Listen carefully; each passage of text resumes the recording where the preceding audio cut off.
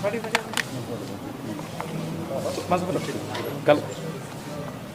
ਸਾਹਿਬ ਕਿਵੇਂ ਦੇਖ ਰਹੇ ਹੋ 1999 ਤੋਂ ਬਾਅਦ ਇਹ ਮੌਕਾ ਮਿਲ ਰਿਹਾ ਹੈ ਜਦੋਂ ਇਹ ਸਰਟੀਫਿਕੇਟ ਫੜਨ ਦਾ ਇੱਕ ਵਾਰੀ ਮੌਕਾ ਮਿਲਿਆ ਤੁਹਾਨੂੰ ਦੁਬਾਰਾ ਤੋਂ? ਦੇਖੋ, ਜਿਹੜੀ ਇੰਡੀਅਨ ਪ੍ਰੈਸ ਸੀਗੀ ਨਾ, ਉਸ ਦੇ ਉੱਤੇ ਇੰਡੀਅਨ ਹਕੂਮਤ ਦਾ ਬਹੁਤ ਜ਼ੋਰ ਸੀਗਾ। ਉਹ ਕਹਿੰਦੀ ਸੀਗੀ ਨੈੱਟ ਵਾਲਿਆਂ ਨੂੰ, ਅਖਬਾਰਾਂ ਵਾਲਿਆਂ ਨੂੰ, ਕਿ ਜੇ ਤੁਸੀਂ ਸਿਮਰਨਜੀਤ ਸਿੰਘ ਮਾਨ ਦਾ ਬਿਆਨ ਦਿਓਗੇ ਤਾਂ ਫਿਰ ਉਹ ਖਾਲਿਸਤਾਨ ਦੇ ਲਈ ਇੱਕ ਆਕਸੀਜਨ ਤੁਸੀਂ ਦੇ ਰਹੇ ਹੋ। ਇਸ ਕਰਕੇ ਇੰਡੀਆ ਦੀ ਪ੍ਰੈਸ ਤਾਂ ਹੈਗੀ ਆ ਫ੍ਰੀ, ਪਰ ਮੈਨੂੰ ਬੜਾ ਅਫਸੋਸ ਹੈ ਕਿ Tribune, Hindustan Times, Times of India, Indian express ਨੇ ਤੇ UNI ਨੇ, PTI ਨੇ, ਇਹ ਜਿਹੜੀ ਫ੍ਰੀ ਪ੍ਰੈਸ ਹੈ, ਸੰਵਿਧਾਨ ਦੇ ਵਿੱਚ ਫ੍ਰੀ ਐਕਸਪ੍ਰੈਸ਼ਨ ਹੈ, ਉਹ ਸਾਡੀ ਪ੍ਰੈਸ ਨੇ ਬਿਲਕੁਲ ਖਤਮ ਕਰਤਾ ਸੀਗਾ। ਇਹਦੇ ਬਾਰੇ ਮੈਨੂੰ ਤਕੜੇ ਹੋ ਕੇ ਕਰਨਾ ਪੈਣਾ, ਕਿਉਂ ਕਰਕੇ ਪਰਸੋਂ ਤੁਸੀਂ ਟ੍ਰਿਬਿਊਨ ਦੇ ਵਿੱਚ ਦੇਖਿਆ ਹੋਊਗਾ, ਅੰਗਰੇਜ਼ੀ ਟ੍ਰਿਬਿਊਨ ਨੇ 4 ਕੈਂਡੀਡੇਟਸ ਦੀਆਂ ਤਸਵੀਰਾਂ ਜਿਹੜੇ ਸੰਗਰੂਰ ਲੜ ਰਹੇ ਹੈ ਉਹ ਪਾਤੀਆਂ ਸੀ, ਪਰ ਸਿਮਰਨਜੀਤ ਸਿੰਘ ਮਾਨ ਦੀ ਨਹੀਂ ਪਾਈ ਹੈ। ਹੁਣ ਇਦੋਂ ਜ਼ਿਆਦਾ ਵਿਰੋਧਤਾ ਕੀ ਹੋ ਸਕਦੀ ਹੈ ਟ੍ਰਿਬਿਊਨ ਤੇ ਅੰਗਰੇਜ਼ੀ ਪੇਪਰਾਂ ਨੇ, ਕਿਉਂ ਕਰਕੇ 1984 'ਚ ਇਹਨਾਂ ਦਾ ਜਿਹੜਾ ਐਡੀਟਰ ਸੀਗਾ ਪ੍ਰੇਮ ਭਾਟੀਆ, ਉਸ ਨੇ ਇੰਦਰਾ ਗਾਂਧੀ ਦੇ ਉੱਤੇ ਬਹੁਤ ਜ਼ੋਰ ਪਾਇਆ ਕਿ ਤੁਸੀਂ ਸਟੇਟਲੈਸ ਸਿੱਖਸ ਦੇ ਉੱਤੇ ਮਿਲਟਰੀ ਹਮਲਾ ਕਰੋ। ਸੋ ਮੇਰਾ ਕਹਿਣ ਦਾ ਭਾਵ ਹੈ ਕਿ ਜਦੋਂ ਪ੍ਰੈਸ ਰਾਜ ਕਰਨ ਵਾਲਿਆਂ ਨਾਲ ਮਿਲ ਜੇ, ਲੋਕਾਂ ਨੂੰ ਫਿਰ ਇਨਸਾਫ ਨਹੀਂ ਮਿਲਦਾ ਹੈਗਾ। ਪਰ ਮਾਨ ਸਾਹਿਬ, ਪੰਜਾਬੀ ਮੀਡੀਆ ਨੇ ਤੁਹਾਨੂੰ ਕਾਫੀ ਦਿਖਾਇਆ, ਤੁਹਾਡੀ ਚਰਚਾ ਕੀਤੀ, ਤੁਹਾਡੇ ਨਾਲ ਗੱਲਾਂ ਬਾਤਾਂ ਸੁਣੀਆਂ। ਮੈਂ ਅੰਗਰੇਜ਼ੀ ਮੀਡੀਆ ਦੀ ਗੱਲ ਕੀਤੀ ਹੈ ਤੇ ਮੈਂ ਤੁਹਾਡੀ ਗੱਲ ਨਹੀਂ ਕੀਤੀ, ਪਰ ਪੰਜਾਬੀ ਦਾ ਮੀਡੀਆ ਆਪਣੇ ਬਾਰਡਰਾਂ ਤੋਂ ਅੱਗੇ ਟੱਪ ਕੇ ਨਹੀਂ ਜਾਂਦਾ, ਤੇ ਜਿਹੜਾ ਮੀਡੀਆ ਬਾਰਡਰ ਟੱਪ ਕੇ ਜਾਂਦਾ ਹੈ ਉਸ ਨੇ ਮੇਰੇ ਉੱਤੇ ਪਾਬੰਦੀ ਲਾਈ ਹੋਈ ਸੀਗੀ, ਜਿਹੜਾ ਮੈਂ ਆਸ ਕਰਦਾ ਕਿ ਉਹ ਕੁੰਜੀ ਲੈ ਕੇ ਉਸ ਪਾਬੰਦੀ ਨੂੰ ਤੋੜ ਦੇਣਗੇ ਤੇ ਜਿਹੜਾ ਸੰਵਿਧਾਨ ਦੇ ਵਿੱਚ ਲਿਖਿਆ ਫ੍ਰੀ ਪ੍ਰੈਸ ਐਂਡ ਐਕਸਪ੍ਰੈਸ਼ਨ, ਉਸ ਨੂੰ ਜਾਰੀ ਕਰ ਦੇਣਗੇ। ਮਾਨ ਸਾਹਿਬ, ਅੱਜ ਦਾ ਜਿਹੜਾ ਨਤੀਜਾ ਆਇਆ, ਆਪ ਸਰਕਾਰ ਦਾ ਰਿਪੋਰਟ ਕਾਰਡ ਮੰਨਿਆ ਜਾਂਦਾ, ਕਿਸ ਤਰ੍ਹਾਂ ਦੇਖਦੇ ਹੋ? ਅੱਜ ਦਾ ਨਤੀਜਾ, ਜਿਹੜੇ ਸੰਗਰੂਰ ਵਾਲਿਆਂ ਨੇ ਬਹੁਤ ਬਹਾਦਰੀ ਦੇ ਨਾਲ ਸਾਡੀ ਪਾਰਟੀ ਨੂੰ ਵੋਟਾਂ ਪਾਈਆਂ, ਸੈਂਟਰ ਦੀਆਂ ਮੰਨੀਆਂ ਹੋਈਆਂ party Congress, BJP, RSS, Aam Aadmi party, ਸਾਰਿਆਂ ਨੂੰ ਖੂੰਜੇ ਦੇ ਵਿੱਚ ਲਾਤਾ। ਇਹਦੇ ਵਿੱਚ ਸਿਆਸਤ ਦਾ ਬਹੁਤ ਤਬਦੀਲੀ ਆਊਗੀ, ਕਿਉਂ ਕਰਕੇ ਜਿਹੜੀ ਵਿਰੋਧੀ ਧਿਰ ਹੈ ਉਹ ਅਸਲੀ ਗੱਲ ਨੂੰ ਹੱਥ ਨਹੀਂ ਫੜਦੀ, ਤੇ BJP ਤੇ RSS ਦੇ ਹੱਥ ਦੇ ਵਿੱਚ ਉਹ ਮਜਬੂਰਨ ਹੋ ਗਈ ਹੈ। ਹੁਣ ਟ੍ਰਿਬਿਊਨ ਛਪਦੀ ਸੀ ਲਾਹੌਰ 'ਚ, ਲਾਹੌਰ ਦੇ ਵਿੱਚ ਜੇ ਛਪਦੀ ਸੀ ਫਿਰ ਲਾਹੌਰ ਦੇ ਵਿੱਚ ਬੰਦ ਕਰਕੇ ਇੱਧਰ ਕਿਉਂ ਲੈ ਆਏ? ਅਕਸਰ ਅਖਬਾਰਾਂ ਨੂੰ ਤਾਂ ਕੋਈ ਖਤਰਾ ਨਹੀਂ ਹੁੰਦਾ। ਸੋ ਮੇਰਾ ਕਹਿਣ ਦਾ ਮਤਲਬ ਹੈ ਕਿ ਇਹ ਅਖਬਾਰਾਂ ਸਹੀ ਨੁਮਾਇੰਦਗੀਆਂ ਵਿਰੋਧੀ ਧਿਰ ਜਾਂ ਖਾਲਸਾ ਨੂੰ ਨਹੀਂ ਦਿੰਦੀਆਂ। ਕਦੇ ਸਾਨੂੰ ਟੈਰਰਿਸਟ ਕਹਿ ਦਿੰਦੇ ਹੈ, ਕਦੇ ਸਾਨੂੰ ਦਹਿਸ਼ਤਗਰਦ ਕਹਿ ਦਿੰਦੇ ਹੈ, ਕਦੇ ਕਹਿ ਦਿੰਦੇ ਆ ਪਾਕਿਸਤਾਨ ਨੂੰ ਬਾਹਰ ਕੱਢੋ ਸਿਮਰਨਜੀਤ ਸਿੰਘ ਮਾਨ ਨੂੰ।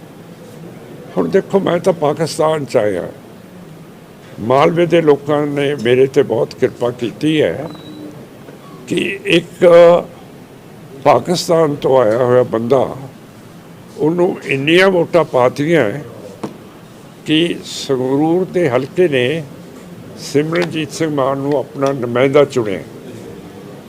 ਅੱਗੇ ਮੇਰੀ ਡਿਊਟੀ ਹੈ ਕਿ ਮੈਂ ਆਪਣੇ ਹਲਕੇ ਦੀ ਸੇਵਾ ਕਿਵੇਂ ਕਰਾਂ, ਆਪਣੇ ਸੂਬੇ ਦੀ ਸੇਵਾ ਕਿਵੇਂ ਕਰਾਂ, ਤੇ ਜਿਹੜਾ ਦੇਸ਼ ਦੇ ਵਿੱਚ ਹੋ ਰਿਹਾ ਕਿ ਆਏ ਸਾਲ ਚੀਨ ਦੀ ਫੌਜ ਲਦਾਖ ਦੇ ਵਿੱਚ ਵੜ ਜਾਂਦੀ ਹੈ।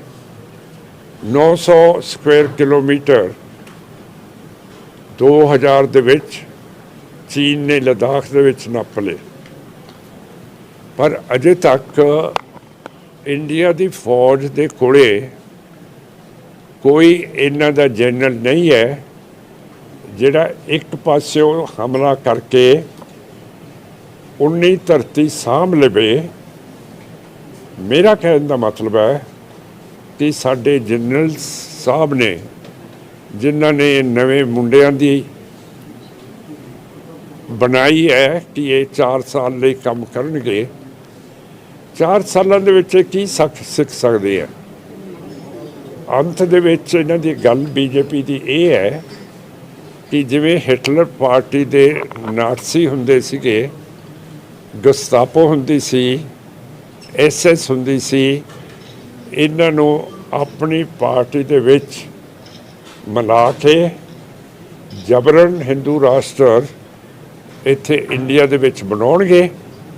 ਤੇ ਇਹ ਤੁਹਾਨੂੰ ਤਸੱਲੀ ਹੋਣੀ ਚਾਹੀਦੀ ਹੈ, ਨਹੀਂ ਤਾਂ ਇਸ ਤਰ੍ਹਾਂ ਦਾ ਖਬਰ ਕੋਈ ਵੀ ਫੌਜੀ ਨਹੀਂ ਕੁੱਟਦਾ ਜਿਹੜਾ ਤਿੰਨੇ ਜਰਨੈਲਾਂ ਨੇ, 에ਅਰ ਫੋਰਸ, ਨੇਵੀ ਤੇ ਫੌਜ ਨੇ ਕੁੱਟ ਕੇ ਸਾਰੇ ਮੁਲਕਾਂ ਦੇ ਅੱਗੇ ਲਿਆਂਦਾ। ਤੋ ਇਹ ਸਾਰੀਆਂ ਗੱਲਾਂ ਕਿ ਡਿਫੈਂਸ ਜਿਹੜਾ ਸਾਡੇ ਸਰਹੱਦਾਂ ਦੀ ਰਾਖੀ ਹੈ ਉਹ ਬੀਜੇਪੀ RSS ਉਸ ਨੂੰ ਸਾਂਭ ਨਹੀਂ ਸਕਦੀ ਹੈਗੀ। ਤੇ ਜਿਹੜੀ ਬਹੁਤ ਬੁਰੀ ਗੱਲ ਹੈ, ਹੁਣ ਜਿਨ੍ਹਾਂ ਦੇ ਢਿੱਡ ਛਾਤੀ ਨਾਲੋਂ ਮੋਟੇ ਹੋਣ ਉਹਨਾਂ ਨੇ ਫੌਜ ਦੇ ਬਾਰੇ ਸਵਾਹ ਸੋਚਣਾ।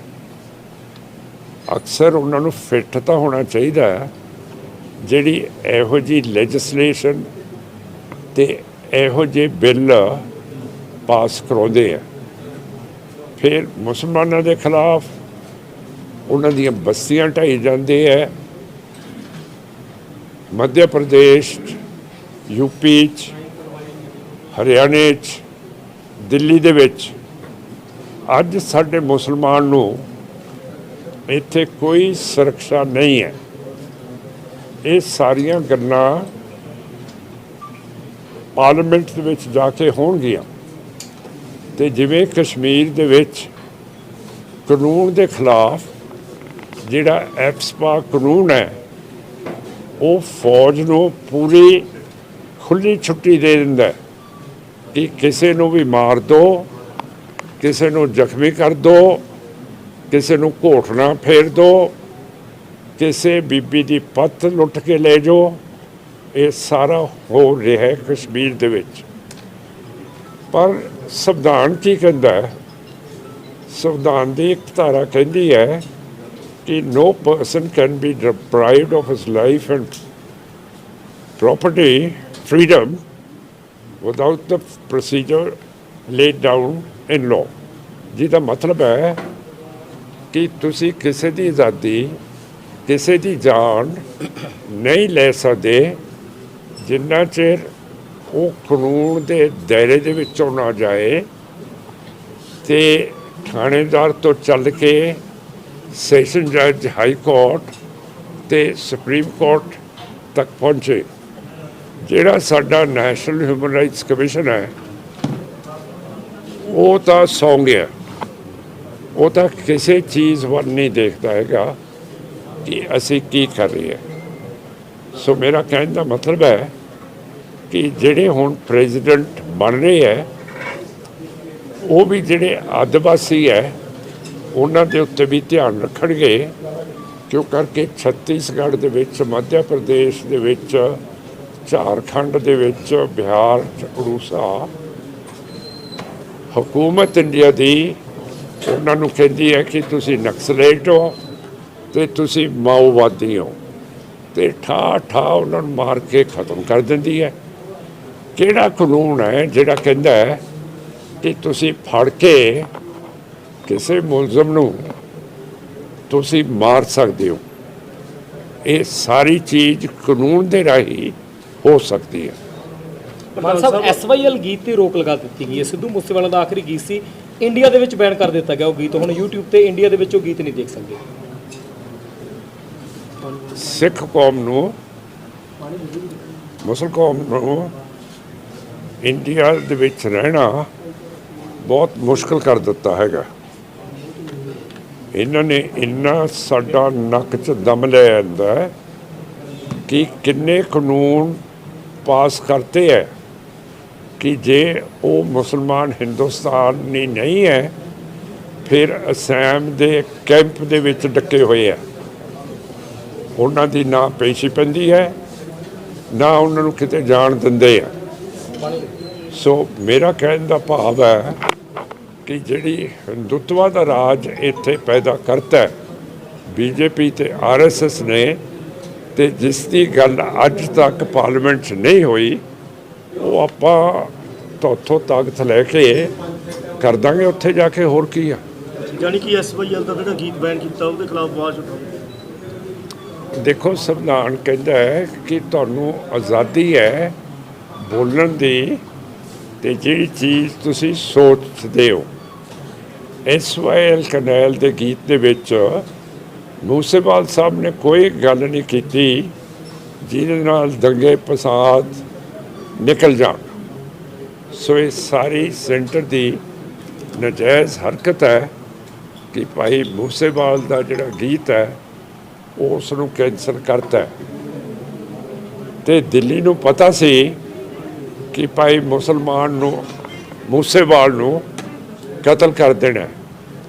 ਉਹਨਾਂ ਨੇ ਪੰਜਾਬ ਸਰਕਾਰ ਨੂੰ ਵੀ ਉਹਨਾਂ ਦੀ IB ਨੇ ਦੱਸਿਆ ਸੀ, ਫਿਰ ਉਹਨਾਂ ਦੀ ਦਿੱਲੀ ਪੁਲਿਸ ਨੇ ਵੀ ਦੱਸਿਆ ਸੀ। ਫਿਰ ਤੁਸੀਂ ਮੈਨੂੰ ਦੱਸੋ, ਉਸ ਦੇ ਬਾਅਦ ਪੰਜਾਬ ਸਰਕਾਰ ਨੇ ਮੂਸੇਵਾਲ ਸਾਹਿਬ ਦੀ ਜਿਹੜੀ ਸੁਰੱਖਿਆ ਸੀ ਉਹ ਵਾਪਸ ਕਿਉਂ ਲੈ ਲਈ? ਤੇ ਜੇ ਦਿੱਲੀ ਨੂੰ ਪਤਾ ਸੀ ਮੂਸੇਵਾਲ ਨੂੰ ਮਾਰ ਦੇਣਾ, ਫਿਰ ਅਮਿਤ ਸ਼ਾਹ ਜੀ ਤੇ ਸੈਕਟਰੀ ਹੋਮ ਦੇ ਭੱਲਾ ਸਾਹਿਬ ਉਹਨਾਂ ਨੇ ਐਕਸ਼ਨ ਕਿਉਂ ਨਹੀਂ ਲਿਆ? ਨੇ ਇਹ ਅਫਸਰ ਬਾਂਟੇ ਖੇਡਣ ਨੂੰ ਰੱਖੇ ਹੋਏ ਆ, ਕੰਮ ਕਰਨ ਨੂੰ ਰੱਖੇ ਹੋਏ ਆ। ਮਾਨ ਸਾਹਿਬ, ਜਿਹੜਾ ਬੰਦੀ ਸਿੰਘਾਂ ਦਾ ਵੀ ਮੁੱਦਾ ਕਾਫੀ ਟਾਈਮ ਤੋਂ ਚੱਲਦਾ ਆ ਰਿਹਾ, ਉਹਦੇ ਬਾਰੇ ਕੀ ਕਹਿਣਾ ਚਾਹੁੰਦੇ? ਸਾਡਾ ਜਿਹੜਾ ਮੋਰਚਾ ਹੈ ਅੱਜ 350 ਦਿਨ ਹੋ ਗਏ ਬਰਗਾੜੀ ਦੇ ਵਿੱਚ ਚੱਲ ਰਿਹਾ। ਉੱਥੇ ਬਰਗਾੜੀ ਦੇ ਵਿੱਚ ਗੁਰੂ ਗ੍ਰੰਥ ਸਾਹਿਬ ਦੀ ਵੀ ਬੇਅਦਬੀ ਹੋਈ ਹੈ, ਜਿਹੜੀ ਬਾਦਲ ਸੁਖਬੀਰ ਤੇ ਸੈਣੀ DJP ਨੇ ਕੀਤੀ ਹੈ। ਹੁਣ ਜੇ ਇੰਨੇ ਦਿਨਾਂ 'ਚ ਆਪਾਂ ਉੱਥੇ ਧਰਨੇ 'ਚ ਬੈਠੇ ਹੈ, ਸਾਡੀ ਗੱਲ ਕਿਉਂ ਨਹੀਂ ਸੁਣੀ ਜਾਂਦੀ? ਤੇ ਅੱਜ ਅਮਰੀਕਾ ਨੇ ਵੀ ਕਹਿਤਾ ਹੈ ਕਿ ਤੁਹਾਨੂੰ ਲਾਲ ਤਖਤੀ ਦੇ ਉੱਤੇ ਪਾ ਦੇਣਾ ਹੈ, ਕਿਉਂ ਕਰਕੇ ਇੰਡੀਆ ਤੁਹਾਡੇ ਮੁਲਕ ਦੇ ਵਿੱਚ ਧਾਰਮਿਕ ਆਜ਼ਾਦੀ ਖਤਮ ਹੋ ਗਈ ਹੈ। ਇਹਨਾਂ ਚੋਣਾਂ ਦੇ ਭਵਿੱਖ ਨਾਲ ਸ਼੍ਰੋਮਣੀ ਅਕਾਲੀ ਦਲ ਬਾਦਲ ਤੇ ਸ਼੍ਰੋਮਣੀ ਅਕਾਲੀ ਦਲ ਅੰਮ੍ਰਿਤਸਰ ਦੇ ਕੀ ਭਵਿੱਖ ਤੇ ਕੀ ਫਰਕ ਪਵੇਗਾ ਜੀ? ਬਾਦਲ ਦਲ 5ਵੇਂ ਨੰਬਰ ਤੇ ਰਹੇਗਾ ਜੀ, ਸ਼੍ਰੋਮਣੀ ਅਕਾਲੀ ਦਲ ਬਾਦਲ, ਜਿਹੜੇ ਕਹਿੰਦੇ ਸੀ ਮਾਨ ਸਾਨੂੰ ਸਮਰਥਨ ਦਿੱਤੇ। ਫਿਰ ਜੇ ਉਸ ਨੂੰ ਵੋਟਰਾਂ ਨੇ ਪੰਜਵੇਂ ਸਥਾਨ ਤੇ ਰੱਖ ਲਿਆ, ਫਿਰ ਹੋਰ ਮੈਨੂੰ ਕੀ ਪੁੱਛਣਾ ਚਾਹੁੰਦੇ ਹੋ? ਇਹ ਅੱਗੇ ਲੱਗਦਾ ਕੁਝ ਕਿ 5ਵੇਂ ਤੋਂ ਅੱਗੇ ਵਧਣਗੇ, ਜਾਂ ਲੱਗਦਾ ਹੁਣ ਪਿੱਛੇ ਨੂੰ ਆ ਕੰਮ? ਨਹੀਂ, ਇਹਨਾਂ ਨੇ ਸਰਮਾਇਆ ਬਹੁਤ ਇਕੱਠੀ ਕੀਤੀ ਹੈ, ਲੋਕਾਂ ਦੇ ਕੰਮ ਨਹੀਂ ਕੀਤੇ, ਤੇ ਇਹਨਾਂ ਨੇ ਪੰਥ ਨੂੰ ਦਿੱਲੀ ਦੇ ਹੁਕਮਰਾਨਾਂ ਅੱਗੇ ਵੇਚ ਦਿੱਤਾ। ਪ੍ਰਧਾਨ ਸਾਹਿਬ, ਜੇ ਕੋਈ ਅਜਿਹੀ ਪੇਸ਼ਕਸ਼ ਹੁੰਦੀ ਆ ਸਾਂਝੇ ਅਕਾਲੀ ਦਲ ਦੀ, ਕੀ ਉਹਦਾ ਪ੍ਰਧਾਨ ਬਣਨ ਦੀ ਪੇਸ਼ਕਸ਼ ਸਰਕਾਰ ਕਰੂਗੀ?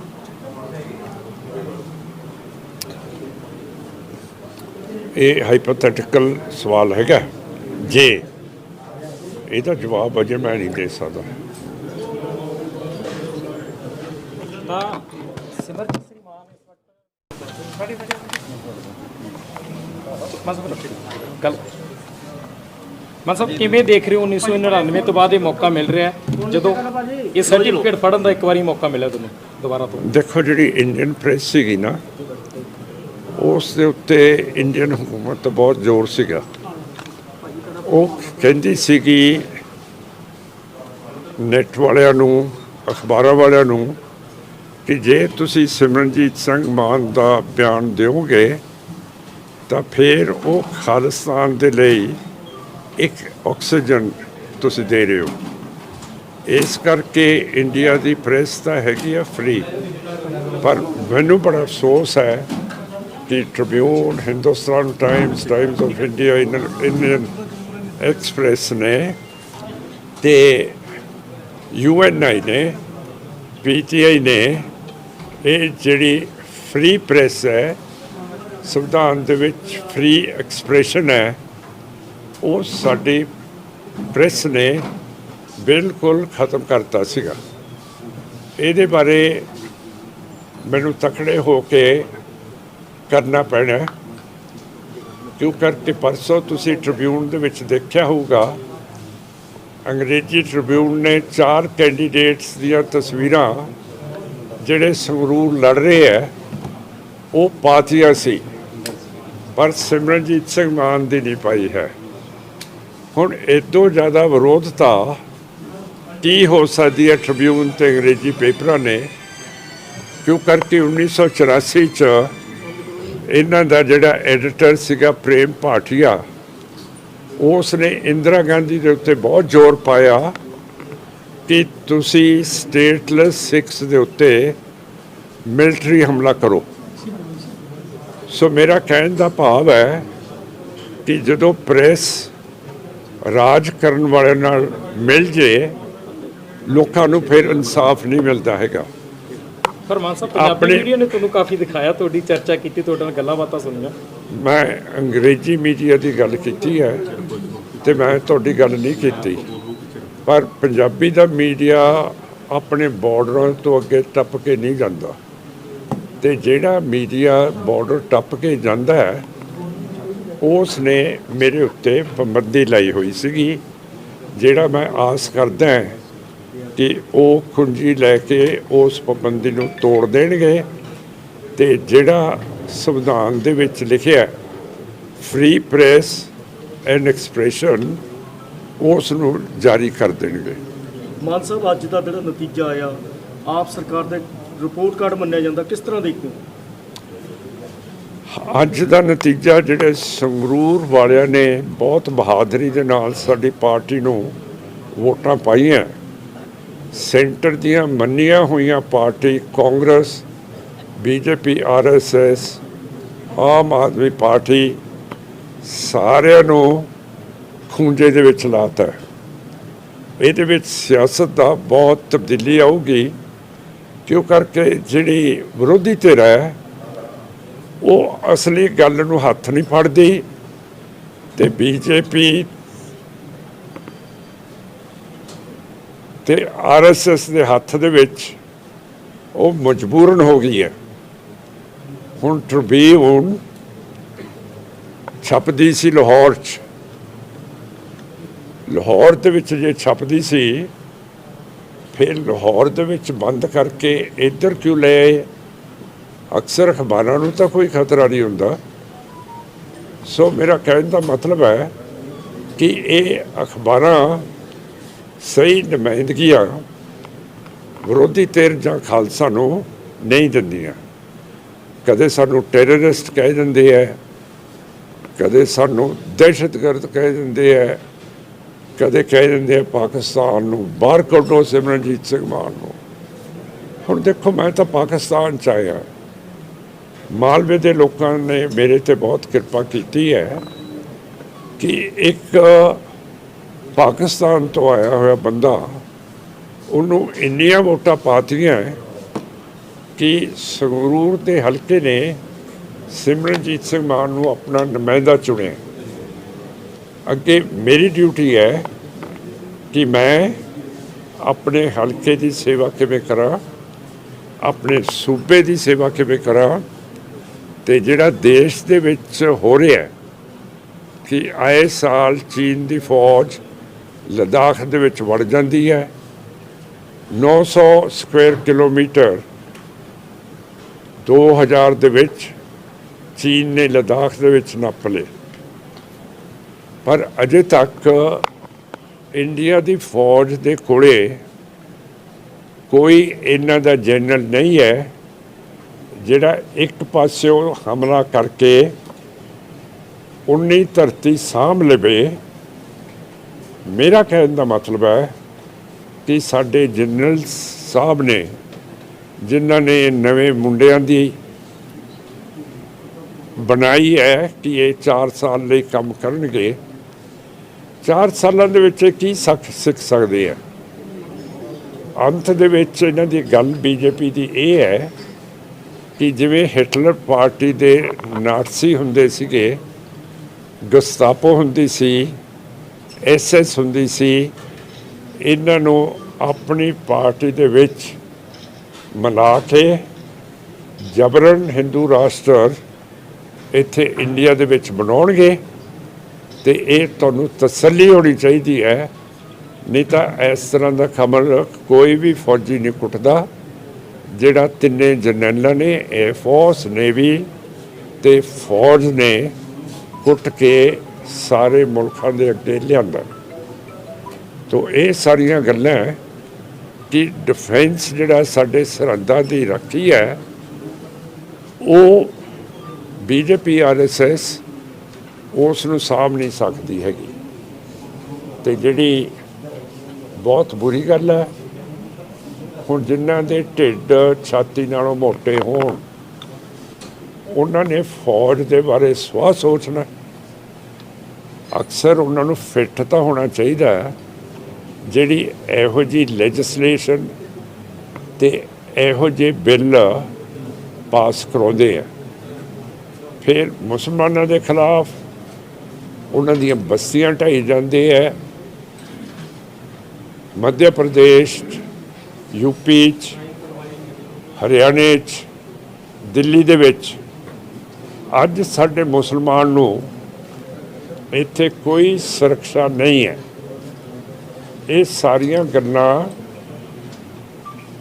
पार्लीमेंट दे विच जाके होणगियां ते जिवें कश्मीर दे विच कानून के खिलाफ जिहड़ा एप्सपा कानून है वो फौज नूं पूरी खुली छुट्टी दे दिंदा है कि किसी नूं भी मार दो, किसी नूं जख्मी कर दो, किसी नूं घोटना फेर दो, किसी बीबी की पत्त लुट के ले जाओ। ये सारा हो रहा है कश्मीर दे विच। पर संविधान की कहता है? संविधान की एक धारा कहती है कि no person can be deprived of his life and property freedom without the procedure laid down in law. जिसका मतलब है कि तुसी किसी की आज़ादी, किसी की जान नहीं ले सकते जिन्ना चिर वो कानून के दायरे दे विचों ना जाए ते थानेदार तो चल के सैशन जज हाई कोर्ट ते सुप्रीम कोर्ट तक पहुँचे। जिहड़ा साडा नैशनल ह्यूमन राइट्स कमीशन है वो तो सौ गया, वो तो किसी चीज़ वाल नहीं देखता हैगा कि असी की कर रहे हैं। सो मेरा कहने का मतलब है कि जिहड़े हुण प्रेजिडेंट बन रहे हैं वो भी जिहड़े आदिवासी है उन्हां दे उत्ते भी ध्यान रखणगे, क्यों करके छत्तीसगढ़ दे विच, मध्य प्रदेश दे विच, झारखंड दे विच, बिहार, उड़ीसा हुकूमत इंडिया दी उन्हां नूं कहती है कि तुसी नक्सलेट हो ते तुसी माओवादी हो ते ठा ठा उन्हां नूं मार के खत्म कर दिंदी है। किहड़ा कानून है जिहड़ा कहंदा है कि तुसी फड़ के किसी मुलजम नूं तुसी मार सकते हो? ये सारी चीज़ कानून के राही हो सकती है। ਮਾਨ ਸਾਹਿਬ SYL ਗੀਤ ਤੇ ਰੋਕ ਲਗਾ ਦਿੱਤੀ ਗਈ ਹੈ। ਸਿੱਧੂ ਮੂਸੇਵਾਲਾ ਦਾ ਆਖਰੀ ਗੀਤ ਸੀ, ਇੰਡੀਆ ਦੇ ਵਿੱਚ ਬੈਨ ਕਰ ਦਿੱਤਾ ਗਿਆ ਉਹ ਗੀਤ। ਹੁਣ YouTube ਤੇ ਇੰਡੀਆ ਦੇ ਵਿੱਚ ਉਹ ਗੀਤ ਨਹੀਂ ਦੇਖ ਸਕਦੇ। ਸਿੱਖ ਕੌਮ ਨੂੰ, ਮੁਸਲ ਕੌਮ ਨੂੰ ਇੰਡੀਆ ਦੇ ਵਿੱਚ ਰਹਿਣਾ ਬਹੁਤ ਮੁਸ਼ਕਲ ਕਰ ਦਿੱਤਾ ਹੈਗਾ।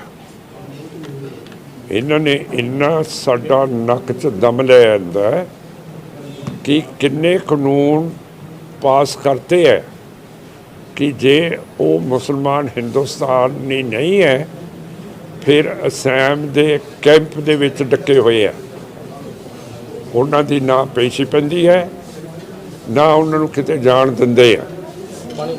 ਸੋ ਮੇਰਾ ਕਹਿਣ ਦਾ ਭਾਵ ਹੈ ਕਿ ਜਿਹੜੀ ਹਿੰਦੂਤਵਾ ਦਾ ਰਾਜ ਇੱਥੇ ਪੈਦਾ ਕਰਤਾ ਬੀਜੇਪੀ ਤੇ RSS ਨੇ, ਤੇ ਜਿਸ ਦੀ ਗੱਲ ਅੱਜ ਤੱਕ ਪਾਰਲੀਮੈਂਟ 'ਚ ਨਹੀਂ ਹੋਈ, ਉਹ ਆਪਾਂ ਉੱਥੋਂ ਤਾਕਤ ਲੈ ਕੇ ਕਰ ਦਾਂਗੇ ਉੱਥੇ ਜਾ ਕੇ। ਹੋਰ ਕੀ ਆ? ਯਾਨੀ ਕਿ SYL ਦਾ ਜਿਹੜਾ ਗੀਤ ਬੈਨ ਕੀਤਾ ਉਹਦੇ ਖਿਲਾਫ ਆਵਾਜ਼ ਉਠਾਓ। ਦੇਖੋ, ਸੰਵਿਧਾਨ ਕਹਿੰਦਾ ਹੈ ਕਿ ਤੁਹਾਨੂੰ ਆਜ਼ਾਦੀ ਹੈ ਬੋਲਣ ਦੀ, ਤੇ ਜਿਹੜੀ ਚੀਜ਼ ਤੁਸੀਂ ਸੋਚਦੇ ਹੋ।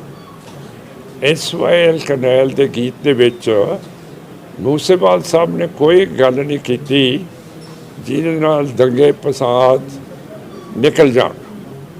ਸੋ ਇਹ ਸਾਰੀ ਸੈਂਟਰ ਦੀ ਨਜਾਇਜ਼ ਹਰਕਤ ਹੈ ਕਿ ਭਾਈ ਮੂਸੇਵਾਲ ਦਾ ਜਿਹੜਾ ਗੀਤ ਹੈ ਉਸ ਨੂੰ ਕੈਂਸਲ ਕਰਤਾ। ਤੇ ਦਿੱਲੀ ਨੂੰ ਪਤਾ ਸੀ ਕਿ ਭਾਈ ਮੁਸਲਮਾਨ ਨੂੰ ਮੂਸੇਵਾਲ ਨੂੰ ਕਤਲ ਕਰ ਦੇਣਾ। ਉਹਨਾਂ ਨੇ ਪੰਜਾਬ ਸਰਕਾਰ ਨੂੰ ਵੀ ਉਹਨਾਂ ਦੀ IB ਨੇ ਦੱਸਿਆ ਸੀ, ਫਿਰ ਉਹਨਾਂ ਦੀ ਦਿੱਲੀ ਪੁਲਿਸ ਨੇ ਵੀ ਦੱਸਿਆ ਸੀ। ਫਿਰ ਤੁਸੀਂ ਮੈਨੂੰ ਦੱਸੋ, ਉਸ ਦੇ ਬਾਅਦ ਪੰਜਾਬ ਸਰਕਾਰ ਨੇ ਮੂਸੇਵਾਲ ਸਾਹਿਬ ਦੀ ਜਿਹੜੀ ਸੁਰੱਖਿਆ ਸੀ ਉਹ ਵਾਪਸ ਕਿਉਂ ਲੈ ਲਈ? ਤੇ ਜੇ ਦਿੱਲੀ ਨੂੰ ਪਤਾ ਸੀ ਮੂਸੇਵਾਲ ਨੂੰ ਮਾਰ ਦੇਣਾ, ਫਿਰ ਅਮਿਤ ਸ਼ਾਹ ਜੀ ਤੇ ਸੈਕਟਰੀ ਹੋਮ ਦੇ ਭੱਲਾ ਸਾਹਿਬ ਉਹਨਾਂ ਨੇ ਐਕਸ਼ਨ ਕਿਉਂ ਨਹੀਂ ਲਿਆ? ਨੇ ਇਹ ਅਫਸਰ ਬਾਂਟੇ ਖੇਡਣ ਨੂੰ ਰੱਖੇ ਹੋਏ ਆ, ਕੰਮ ਕਰਨ ਨੂੰ ਰੱਖੇ ਹੋਏ ਆ। ਮਾਨ ਸਾਹਿਬ, ਜਿਹੜਾ ਬੰਦੀ ਸਿੰਘਾਂ ਦਾ ਵੀ ਮੁੱਦਾ ਕਾਫੀ ਟਾਈਮ ਤੋਂ ਚੱਲਦਾ ਆ ਰਿਹਾ, ਉਹਦੇ ਬਾਰੇ ਕੀ ਕਹਿਣਾ ਚਾਹੁੰਦੇ? ਸਾਡਾ ਜਿਹੜਾ ਮੋਰਚਾ ਹੈ ਅੱਜ 350 ਦਿਨ ਹੋ ਗਏ ਬਰਗਾੜੀ ਦੇ ਵਿੱਚ ਚੱਲ ਰਿਹਾ। ਉੱਥੇ ਬਰਗਾੜੀ ਦੇ ਵਿੱਚ ਗੁਰੂ ਗ੍ਰੰਥ ਸਾਹਿਬ ਦੀ ਵੀ ਬੇਅਦਬੀ ਹੋਈ ਹੈ, ਜਿਹੜੀ ਬਾਦਲ ਸੁਖਬੀਰ ਤੇ ਸੈਣੀ DJP ਨੇ ਕੀਤੀ ਹੈ। ਹੁਣ ਜੇ ਇੰਨੇ ਦਿਨਾਂ 'ਚ ਆਪਾਂ ਉੱਥੇ ਧਰਨੇ 'ਚ ਬੈਠੇ ਹੈ, ਸਾਡੀ ਗੱਲ ਕਿਉਂ ਨਹੀਂ ਸੁਣੀ ਜਾਂਦੀ? ਤੇ ਅੱਜ ਅਮਰੀਕਾ ਨੇ ਵੀ ਕਹਿਤਾ ਹੈ ਕਿ ਤੁਹਾਨੂੰ ਲਾਲ ਤਖਤੀ ਦੇ ਉੱਤੇ ਪਾ ਦੇਣਾ ਹੈ, ਕਿਉਂ ਕਰਕੇ ਇੰਡੀਆ ਤੁਹਾਡੇ ਮੁਲਕ ਦੇ ਵਿੱਚ ਧਾਰਮਿਕ ਆਜ਼ਾਦੀ ਖਤਮ ਹੋ ਗਈ ਹੈ। ਸਰ, ਇਹਨਾਂ ਚੋਣਾਂ ਦੇ ਭਵਿੱਖ ਨਾਲ ਸ਼੍ਰੋਮਣੀ ਅਕਾਲੀ ਦਲ ਬਾਦਲ ਤੇ ਸ਼੍ਰੋਮਣੀ ਅਕਾਲੀ ਦਲ ਅੰਮ੍ਰਿਤਸਰ ਦੇ ਕੀ ਭਵਿੱਖ ਤੇ ਕੀ ਫਰਕ ਪਵੇਗਾ ਜੀ? ਬਾਦਲ ਦਲ 5ਵੇਂ ਨੰਬਰ ਤੇ ਰਹੇਗਾ ਜੀ, ਸ਼੍ਰੋਮਣੀ ਅਕਾਲੀ ਦਲ ਬਾਦਲ, ਜਿਹੜੇ ਕਹਿੰਦੇ ਸੀ ਮਾਨ ਸਾਨੂੰ ਸਮਰਥਨ ਦਿੱਤੇ। ਫਿਰ ਜੇ ਉਸ ਨੂੰ ਵੋਟਰਾਂ ਨੇ ਪੰਜਵੇਂ ਸਥਾਨ ਤੇ ਰੱਖ ਲਿਆ, ਫਿਰ ਹੋਰ ਮੈਨੂੰ ਕੀ ਪੁੱਛਣਾ ਚਾਹੁੰਦੇ ਹੋ? ਤੇ ਅੱਗੇ ਲੱਗਦਾ ਕੁਝ ਕਿ 5ਵੇਂ ਤੋਂ ਅੱਗੇ ਵਧਣਗੇ, ਜਾਂ ਲੱਗਦਾ ਹੁਣ ਪਿੱਛੇ ਨੂੰ ਆ ਕੰਮ? ਨਹੀਂ, ਇਹਨਾਂ ਨੇ ਸਰਮਾਇਆ ਬਹੁਤ ਇਕੱਠੀ ਕੀਤੀ ਹੈ, ਲੋਕਾਂ ਦੇ ਕੰਮ ਨਹੀਂ ਕੀਤੇ, ਤੇ ਇਹਨਾਂ ਨੇ ਪੰਥ ਨੂੰ ਦਿੱਲੀ ਦੇ ਹੁਕਮਰਾਨਾਂ ਅੱਗੇ ਵੇਚ ਦਿੱਤਾ। ਪ੍ਰਧਾਨ ਸਾਹਿਬ, ਜੇ ਕੋਈ ਅਜਿਹੀ ਪੇਸ਼ਕਸ਼ ਹੁੰਦੀ ਆ ਸਾਂਝੇ ਅਕਾਲੀ ਦਲ ਦੀ, ਕੀ ਉਹਦਾ ਪ੍ਰਧਾਨ ਬਣਨ ਦੀ ਪੇਸ਼ਕਸ਼ ਸਰਕਾਰ ਕਰੂਗੀ?